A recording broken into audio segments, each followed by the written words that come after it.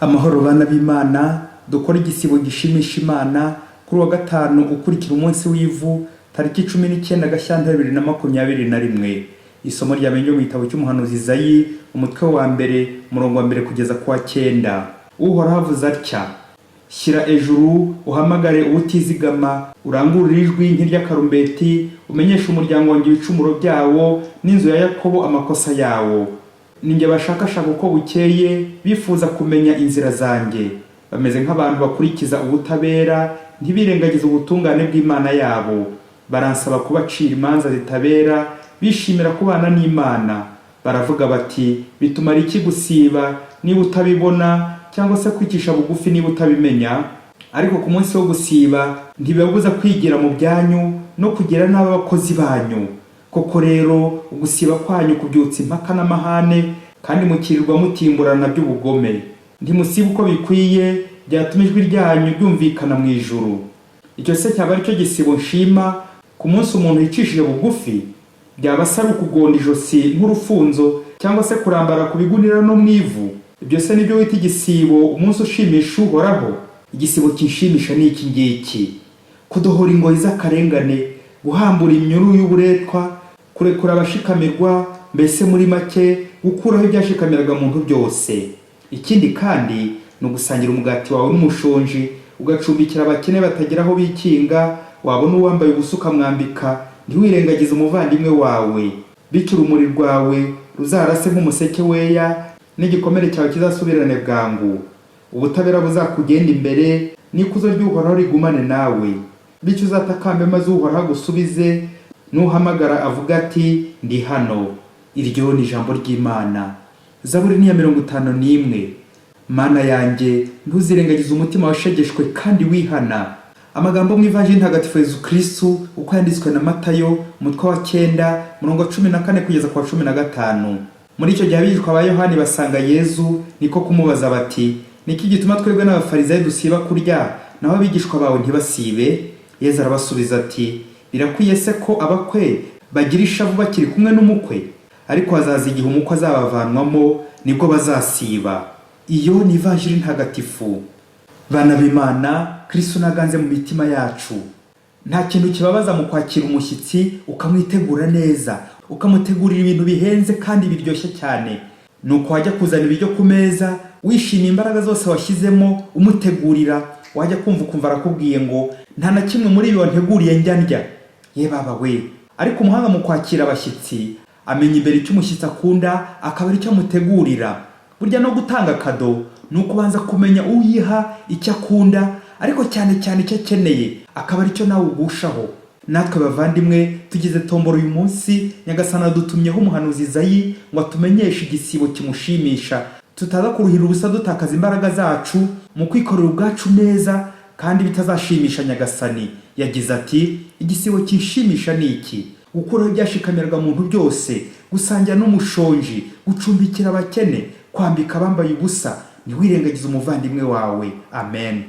Muvandimwe, ntukamere nko mu boss umwana w'imfubyi yarari gushinja ati: naje musanga uransindisha, naje wawe nambaye imyambaro myiza unyambika ubusa uransambanya, naje musanga unyambura n'utwo nari mfite twose, ngerageje no gutaka kuko mpaye ubusa butatu: ubusinzi, ubusambanyi n'ubusambo.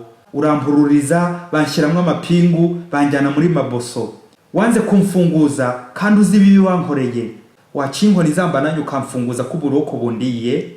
Bavandimwe, igisibo ntago ari kubabara cyangwa kubabaza abandi no kubumvisha ukabakinagaza, ahubwo ni igihe cyo kubatera ibyishimo, igihe cy'ibyishimo nk'iby'umugeni agira ari kumwe n'umukwe. Ni nabyo Yesu asubije abigishwa ba Yohani n'abafarisayo muri iyi Ivanjili ubwo bari baje bamubaza impamvu abigishwa be bo badasiba. Yesu arashaka kubabwira ko uri kumwe nawe yishima. Umuntu wese uri kumwe na Yesu arishima, ntacyo ababuze. rero igisibo gikozwe neza kizana ibyishimo. Igisibo ni igisubizo kuba uri kumwe na Yezu, kuba uri kumwe n'Imana. Igisibo gikozwe neza ni umuti, ni urukingo, ni umukiro. Naho igihe cyose ukora igisibo wiyemera, wiyerekana ngo bakubone, yego abantu bashobora gukubona ariko Imana yo ntikubone, aho uraruhira ubusa.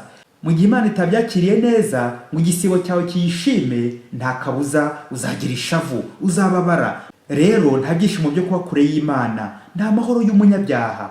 Ujye wibaza uti ibyo nakoze Imana yari birimo, yabishimye, twari kumwe nayo? Cyangwa ninjye wari uri kwiyerekana? Urahirwa muvandimwe niba Imana yamenye ibyo wari urimo, ugusiba kwawe. Amen. Umugabo yigeze kugura umunyeshuri wa segonderi amakaye 10 n'amakaramu 2, arangije arabimuha yifotozanya nawe. Akajya yirwa yiyemera ku bandi mu ikabare ati uriya mwana ninjye wamurihiye amashuri yose, dore n'ikimenyetso cy'ifoto akiri muto, mufasha, mwitaho. N'akazi afite ninjye wakamuhesheje, n'umugore afite ninjye wamumukwereye.